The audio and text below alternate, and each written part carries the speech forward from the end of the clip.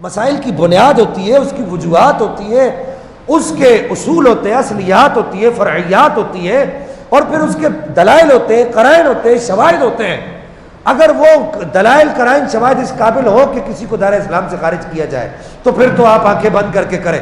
تو اگر آپ کو پتہ ہے ان دلائل کا تو آپ کریں، اور اگر آپ کو ان دلائل کا پتہ ہی نہیں ہے، کہ جس کو یہ نہیں پتہ دلیل کس کو کہتے ہیں، قرینہ کس کو کہتے ہیں، شاہد کس کو کہتے ہیں، جس کو یہ نہیں پتہ، وہ جو ہے چوکوں پر، پتھاڑوں پر، گلیوں میں بیٹھ کر جو ہے وہ دین اتنا مظلوم ہو گیا کہ وہ بیٹھ کر جو ہے دین کا ٹھیکیدار بنا ہوا ہوتا ہے، اور ساتھ میں بڑے بڑے چرچ کے سلفیاں لمبی لمبی سوٹیں لگا رہا ہوتا ہے، اور وہ کیا ہے علماء کے اوپر بھونک رہا ہوتا ہے۔ سمجھ آ رہی ہے آپ کو؟ یہ جو ڈبے پی رہے، جوتے کے ڈبے نہیں بلکہ کچرے کے ڈبے، سمجھ آ رہی ہے آپ کو؟ یہ یاد رکھو، میرے آقا نے فرمایا جو قوم علماء پر بھونکنے لگ جائے اللہ جل مجد الکریم اس قوم کی زندگی تنگ کر دیتا ہے، اس قوم کی زندگی اجیرن کر دیتا ہے۔ آج ہماری قوم کی پریشانی کے اسباب میں سے ایک سبب یہ بھی ہے کہ وہ رسول اللہ کے نائبین پر بھونکتے ہیں۔ جس کا دل چاہتا ہے وہ اٹھ کے جو ہے کبھی وہ کس عالم پر بول رہا ہوتا ہے، کبھی کس عالم پر بول رہا ہوتا ہے، کبھی کس عالم پر بول رہا ہوتا ہے۔ تو کیا یہ آپ رسول اللہ کے دین سے وفا کر رہے ہیں؟ نبی پاک صلی اللہ تعالی علیہ وسلم نے ارشاد فرمایا جس نے ایک عالم کی زیارت کی اس نے میری زیارت کی۔ اب آپ کیا کریں گے؟ کسی اور کے، ایسا کہا سرکار نے جس نے کسی پیر کی زیارت کی تو اس نے میری زیارت کی؟ ہاں، وہ چھوٹے لگانے والے پیر کی زیارت کی تو میری زیارت کی، بھنگ پینے والے پیر کی زیارت کی تو میری زیارت کی۔ او خدا کے بندو، یہ رسول اللہ کے دین کے محافظ ہیں۔ رسول اللہ نے فرمایا جس نے کسی عالم کے پیچھے نماز پڑھی اس نے میرے پیچھے نماز پڑھی، فرمایا جس نے کسی عالم کے ساتھ مصافحہ کیا اس نے میرے ساتھ مصافحہ کیا۔ اس سے بڑھ کر علماء دین کی کیا تائید ہوگی؟ پھر آپ کہتے ہیں جی ولی ڈھونڈتے ہیں، اس سے بڑا ولی اور کون ہوگا کہ جس کو دیکھنا رسول اللہ کو دیکھنے کے مترادف ہے؟ اس سے بڑا ولی کوئی ہے کہ جس کو دیکھو خود رسول اللہ فرمائے کہ جس نے میرے دین کے کسی عالم کو دیکھا سمجھو اس نے مجھے دیکھ لیا۔ اس سے بڑا ولی اور کون ہوگا جس کے پیچھے نماز پڑھنا رسول اللہ کے پیچھے نماز پڑھنے کے مترادف ہے؟ تو بہرحال جو بات میں عرض کر رہا تھا کہ حضرت حکیم بن حزام تو خدا کے لیے ان ڈبہ پیروں کو ایسے ہاتھ جوڑے اور ان کو کہے یار اب ہمارا پیچھا چھوڑ دو، ہماری امت، ہماری نسل اس وقت جو ہے وہ سمجھدار ہو چکی ہے، اور اب وہ تمہارے جو حربے اور تمہارے جو صبح شام دن رات کے یہ جو شریعت کے ساتھ کھلواڑ کے جو معاملات ہیں اس سے ہم لوگ، ہمارا دل بھر گیا ہے۔ اب ہم یا تو اللہ کی کتاب کی بات سنیں گے یا تو نبی کی نصاب کی بات سنیں گے۔ اور میں تمہیں اکثر کہتا ہوں، آج پھر کہہ رہا ہوں، روزے کی حالت میں، یہ رمضان المبارک کا 13واں روزہ ہے، جمعہ کا دن ہے، 1443 ہجری ہے، کیا پتا میں رہوں نہ رہوں، اس بات کو یاد رکھنا سب سے اونچا میرے نبی پاک کی شریعت کا پرچم ہے، سب سے اونچا میرے نبی پاک کی شریعت کا پرچم ہے۔ حضور سیدنا داتا گنج بخش علی اجمیری جیسا اللہ کا ولی، اس سے بڑا کوئی اللہ کا ولی ہے آپ کے بعد؟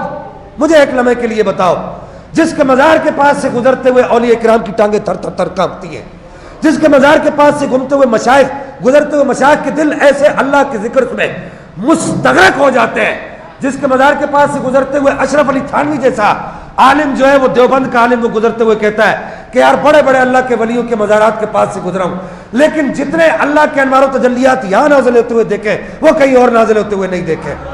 یہ بات یاد رکھنا، سب سے اوپر جس چیز کا پرچم ہے وہ میرے نبی پاک کی شریعت کا پرچم ہے۔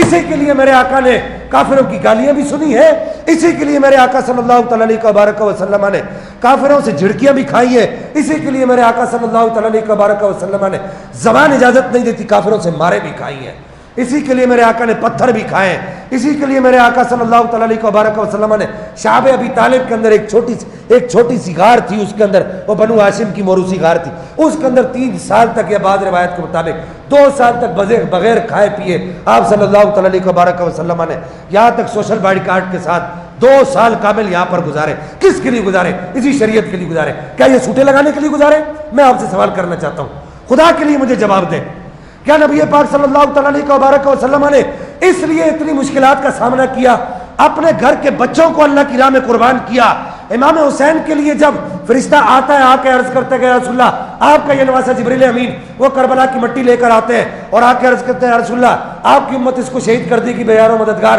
نبی پاک صلی اللہ تعالیٰ علیہ وسلم آسمان کی طرف ہاتھ اٹھا کر نہیں کہتے مولا میرے حسین کو شہید نہ کیا جائے، میرے حسین پر یہ امتحان نہ ہے، یہ نہیں کہتے، کہتے مولا میرا حسین تیرے امتحان میں ثابت قدم ہو جائے. کس کے لیے کیا مجھے بتاؤ، کس کے لیے کیا؟ یہ سوٹے لگانے کے لیے کیا؟ اپنی شریعت کے لیے کیا، اللہ کی کتاب کے لیے کیا ہے، اپنے نصاب کے لیے کیا ہے. جس کو تم طریقت کہتے ہو، اللہ کی قسم ہے روزے کی حالت میں کہہ رہا ہوں یہ طریقت نہیں ہے، یہ طریقت نہیں ہے، یہ طریقت کا مذاق ہے. طریقت اس کو کہتے ہیں کہ حی علی الصلاۃ ہو تو پہلے مسجد میں پہنچا ہو، یہ طریقت ہے. طریقت اس کو کہتے ہیں رات کے پچھلے پہر جب سب لوگ سو رہے ہو اور تو اٹھ کر اپنے رب کی بارگاہ میں سجدہ ریز ہو. طریقت اس کو کہتے ہیں کہ پوری کائنات اگر ایک طرف ہو جائے اور تو حق کا پرچم بلند کرنے کے لیے ایک طرف امام ربانی مجد الفسانی کی طرح کھڑا ہو جائے، حضور سیدنا اعلیٰ حضرت پیر علی شاہ صاحب رحمہ اللہ کی طرح کھڑا ہو جائے، امام احمد رضا خان کی طرح کھڑا ہو جائے، یہ طریقت ہے. یہ طریقت نہیں ہے امام حسین کی طرح کھڑا ہو جائے، مولا علی کی طرح کھڑا ہو جائے، یہ طریقت نہیں ہے جس کو تم نے طریقت بنا رکھا ہے.